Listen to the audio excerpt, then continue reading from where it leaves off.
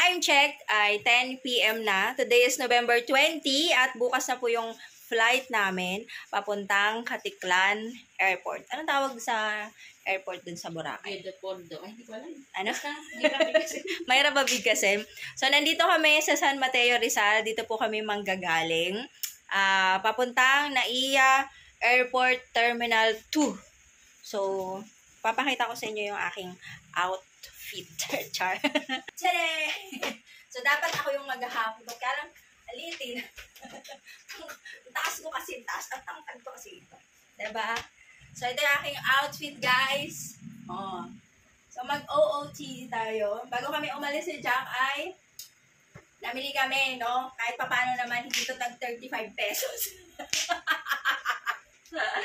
So, tsaka sa vlogs ko lang aking kwintas. May nakalagay kasi dyan na Yvonne. At syempre, saan nyo pa ba makikita ang Yvonne? Dito lang. Ay, tawag yung kami mo. Tiyara! O, yan. Bagay sa'yo. Mukha kang rich.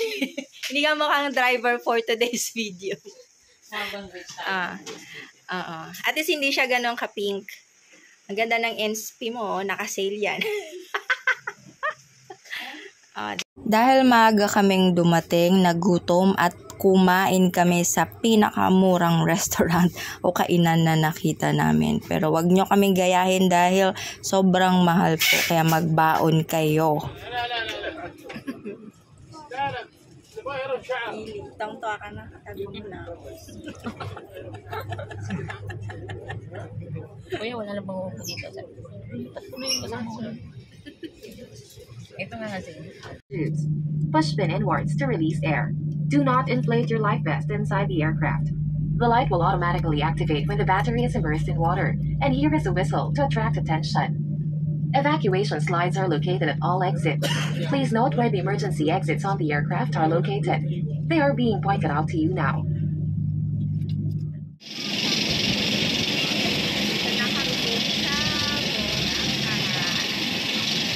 At dahil ang aga ng flight namin, 8 a.m. pa lang dumating na kami sa Katiklan Airport, ay diretso muna kami sa kapitbahay at kaibigan ni Jack sa may Malay, Aklan. And dito, nagbayad kami ng 150 pesos para sa tricycle. So, actually, ang lapit lang niya pero 150 yung binayaran namin sa biyahe, and ito yung unang sakay namin na tricycle.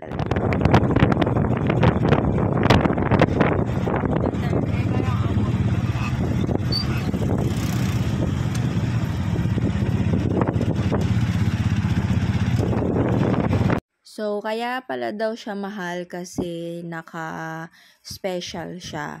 Dapat 25 pesos lang yung pamasahe namin. Pero akala nga namin ay isang tricycle lang yun. So, ito yung pangalawang tricycle at special din. 150 pesos ulit yung binayaran namin.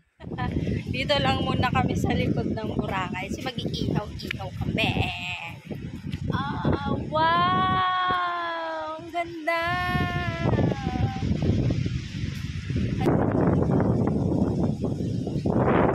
Tide.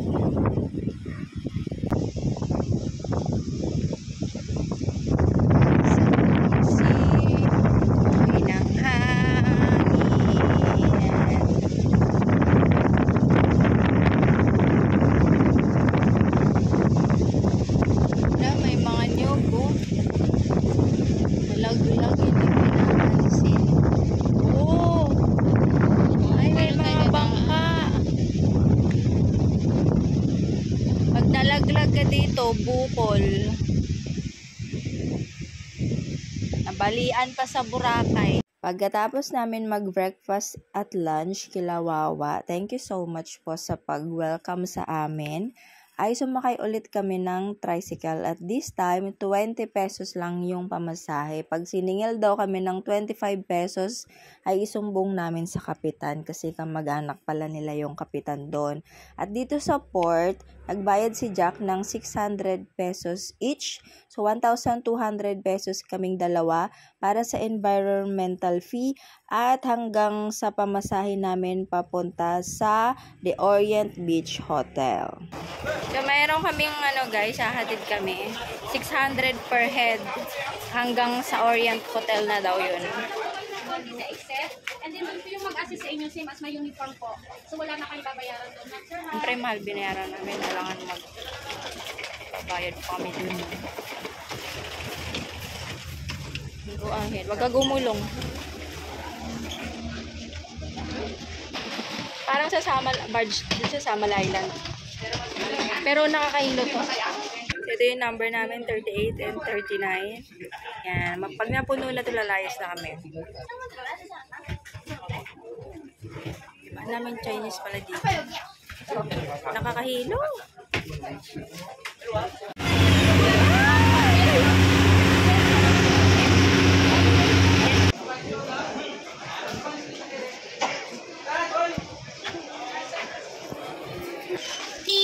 Sabi na 5 days pa, 25,000, 5,000 a day. Mura na daw yung isang kainan, 400, parang nag-toothpick ka lang. Totoo yun. So, isang araw mo sa Bora, 5K. Para sabi ni Bob. Nga.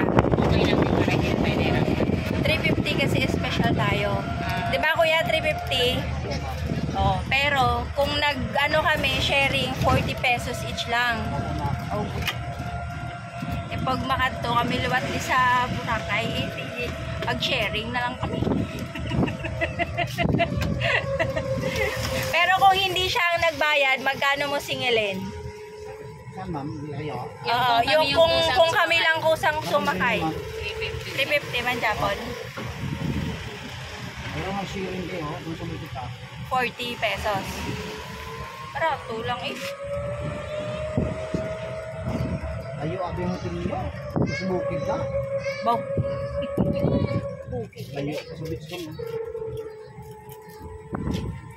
Tiya mo lang ang barato mo. Pero okay man ang Orient Hotel. Masakay kami sa sharing. May free shopping sila po yan. Tag 25 pesos. Yung ganito. Opo, pero kung may presya, pero maantay kayo matagal. Gusto mo masakay ba? Balikan yan, lang yung bed balik, 25 minutes.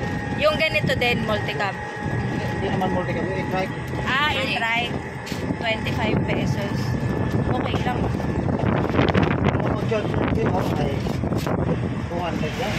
200. Aling doon sa limon.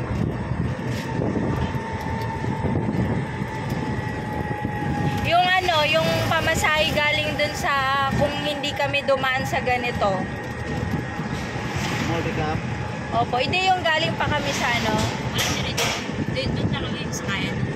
Hindi kung ibang na kasi 600, ay 600 per head. Nag-ano kayo ng transport kayo. Marami kasi binabayaran kayo dyan sa Port Map. Kaya nga. Nasa 400 plus pa yun, binabayaran nyo. Di okay lang din pala yung 1-2. Wala lang naman. 600 each. Lalo yung nakabot kayo na sobra masaya pa nyo dito. Ay, kung mag-sharing lang, di 40. Kasi binayaran 400 plus doon sa Juan. Doon. Oo. Kasi 40-40. 800 na Hindi lang yun. naman na mayroon kayong nag-transfer sa inyo. Nag-assist? Ang bilis lang ba? Okay. Kasi nagpila-pila kayo doon. Oo. Wala ng process doon. Kunti lang naman yung difference kung Okay lang i-compute naman, mo. okay lang naman. Kasi nakapagay pa. Pero pagka kung palagi ka na lang dito, no? Alam mo na, huwag ka na mag-ganon, no? Transfer, kasi alam mo na. Experience lang. Sa franchise, 1M. O, 1M. Mag-franchise ka ng ganitong sasakyan. Opo, 1M. Kung baga linya yun, linya. Tapos yung itong units installment, 2.3M. installment mo to, 2.3 million tong ganito. Pag ito, inarkila, isang araw, magkano? Yung sa boundary, ma'am. Yung boundary. Depende ka po boundary mo ng 2,500. Isang araw. Paano pag hindi kinita? Ito, yan ma'am, abot yan ma'am. Kaya yan. Ganon, isang araw? Ito lang yung boundary. 24 hours yun o sa umaga lang? Depende sa iyo kung anong oras mag-ride. Depende naman kung mag-ride ka ng mga alas 10 ng gabi. Ano tawag dito? Ba't ang mahal nito? Date ride. Ha? E-trike. E-trike? Kuryente to kuya, di ba? Opo, ma'am. Magkano to pag i-cash, pag bibilhin? Ay wala, hindi kami nagkukuha ng ano yung gas kasi ito dapat. Kasi baka iwan kasi rin ito pag pinas mo. Siyempre, bibigay naman yung mga battery nito sa iyo. So hulugan lang. Magkano inabot? 2.3 million. Grabe. Oriente ito na. Grabe, kamahal nito, kuya. 2.3 million. Yung 2.3 million mo sa Maynila, maganda na. Dito na tayo. Fortuner na yan, ma'am. O, tuner na dito. Thank you, kuya. Ma'am. Video ko yung sasakyan mong 2.3 million. And kuya, oh. Orient Beach Resort, Boracay. Dito na kami.